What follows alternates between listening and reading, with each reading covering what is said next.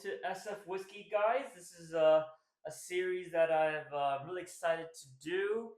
We have multiple samples of the Signatory Vintage 30th anniversary. And today we've got the let's see here, Glenglassaugh 40 year, 1978. You guys could get that one. Glencraig 42 year. What else we got? Glenlivet, 45 year. 45 years.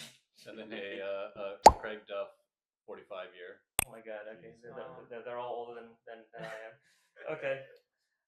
So we're going from left to right: Glenglassaugh, Glencraig, Glenlivet, and then Craigduff. And the Signatory 30th anniversary series is some of the best use that they've released. Although now they've already got 35th anniversary, so I'm behind. But let's go ahead and start popping these open for this one. These are all like the 40 ABV. So the first one up here is going to be the Glenglassaugh 1978, 40-year-old in a hogshead, coming in at 40.9%. Oh man, that nose! This is, we've had some of those Glenglassaughs at the Amador tastings, but this nose is something else. It has that Glenglassaugh kind of base to it too, which I like. Right? It's a very characteristic. It's kind of like really clean, like Yeah. a little bit kind of saline-ish. Is there a little bit like a fresh linen maybe? I don't know. Yeah, I see what you're talking about. Yeah. I'm getting something completely different. I'm getting boiled peanuts. Boiled peanuts. Oh, I see that. That brininess almost Yeah. from a boiled peanut. Okay, I see that. That's when I kind of nose a little bit lower, kind of like gets that note. I have to say, Glenglassaugh is not a distillery that I've been super like stoked with actually, unless it's like been a cast that someone picked out. Yeah. Well, they did recently cease operations. Dang. That doesn't mean that there's no barrels left. It just means they're not laying Producing anymore down for now. Well, that could change. Yeah. All right, should we go in? Yeah. Let's go. Well, that's a nice starter. It's so viscous for a 40. Like it doesn't leave me. There's not much in the front. It's hitting in the back a little bit, but it's really light. It is light, yeah. I get like a lot of light fruits, like maybe apples and pears. There's some apricots in there, yeah. Yeah, I can get the apricots for 40.9%. This is pretty rich for the age, for 40 years for old. sure. Yeah. Definitely richer than a Hibiki Harmony. I don't know about a 90 though. Do you guys get any kind of other like nuances on the flavor profile, or just kind of one note? It is very one note, but it lasts though. It does continue into the finish. It's that richness, yeah. But you're right. It doesn't really develop much to anything else though.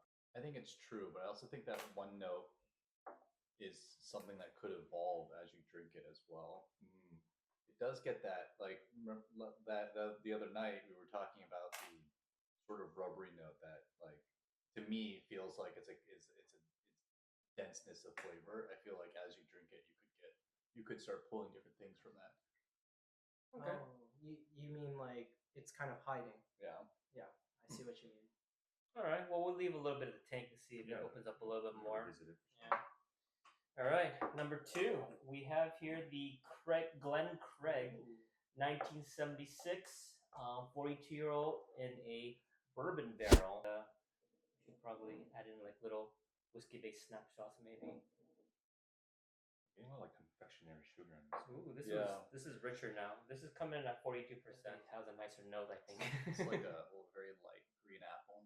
Yeah. Kind of sour patchy a little bit. Yeah, a little bit sour patchy. I get a waxiness on the apple on the nose.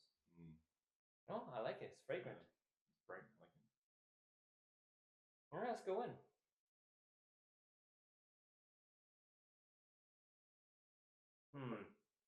This one's getting more spots for sure. Yeah. All right. Oh, this is what I came here for. I mean, the Glenglassaugh was okay, but Glencraig is starting to wake up the taste buds now. Oh man, that's definitely like in another dimension there.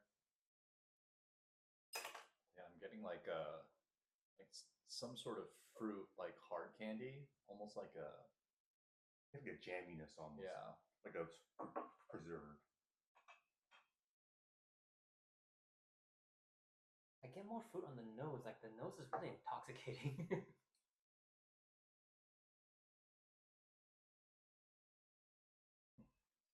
I really noticed the bitterness or the tannins at the end. Mm-hmm. Yeah. Yeah, that definitely lingers on the tongue afterwards.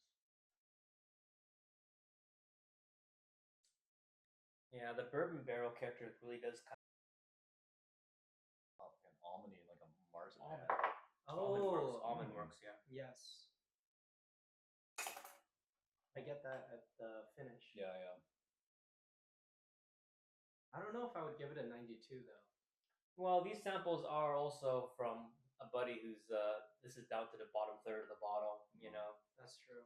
So these are just a hair stale probably, but you know, this still got a good character. Yeah. I'll leave a little tank. It's also got a little bit of oiliness on the finish.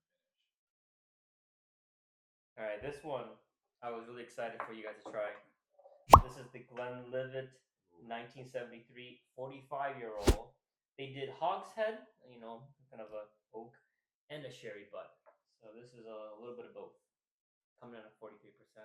Oh, this Oh, like that nose, yeah. Yeah. Sherry bomb. Yeah. Sherry bombs.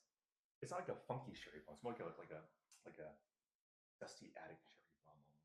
Yeah, it's not like the modern sherry bombs that we normally Yeah. see, like the 15 and 20-year-old ones. This one's a little bit of an older style, you know, from the 1970s. Also getting a little bit of maraschino on there. Some cherries on it. Oh, I can see that. Oh yeah, and the back end is like you know. I definitely smell a lot of richness in this one. This one I'm really excited for. The color's kind of crazy on this one. Yeah, I love that color. All right, let's go in.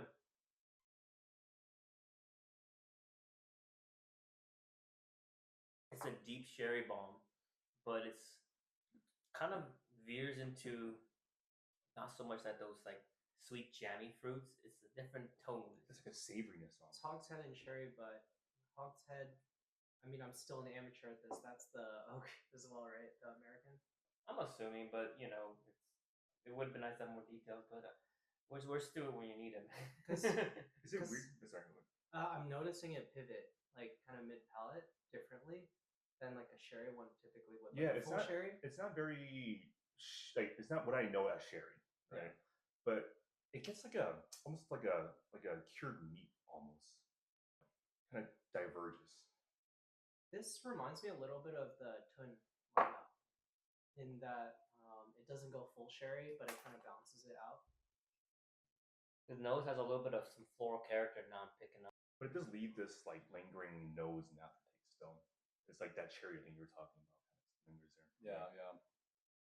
I almost think it is a little bit more sherry-like because if you have like drinking sherry on its own, it's very dry. It's like very less sweet. I think this is like eking more towards that than like the sherry bombs that are like very fruity and sweet and syrupy. It's to me, it's whenever I see sherry on the menu, I'm like, oh, I'll get that for dessert, and then I have it, and I'm like, oh, this is so dry. I need to have like a scoop of ice cream with it. So would you say this is more like characteristic of the actual like sherry like core itself, right? Versus like your usual. Yeah, I think Like for old me, style sherry, you know, like before there was just made to make sweet whiskey. Yeah. Yeah. That one is still it's hitting a lot of nice notes for me. It is very dry though, you're right? It's almost like it's weird to say, but there's like a fernet almost in a way. Yeah. A little bit vegetal. A little vegetal on the palate there. Wouldn't be SF without a mention of Fernet. There you go. That's a thing? Probably when you're in the industry. It's on you drink tap. Fernet. Yeah, they do have it on tap. I just wasn't sure that was an SF thing per se.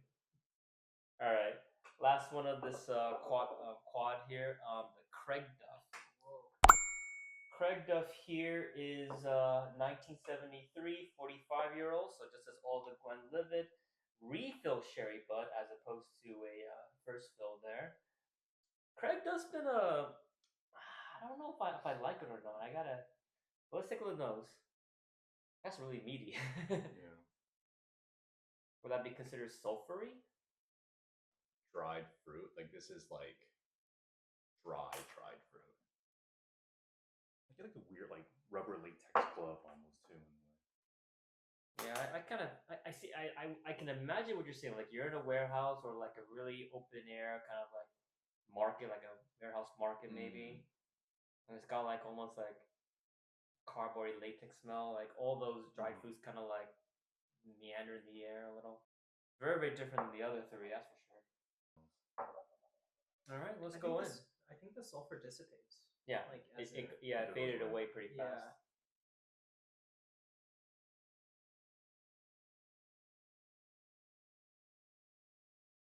Oh, A lot brighter on the front, it is very bright.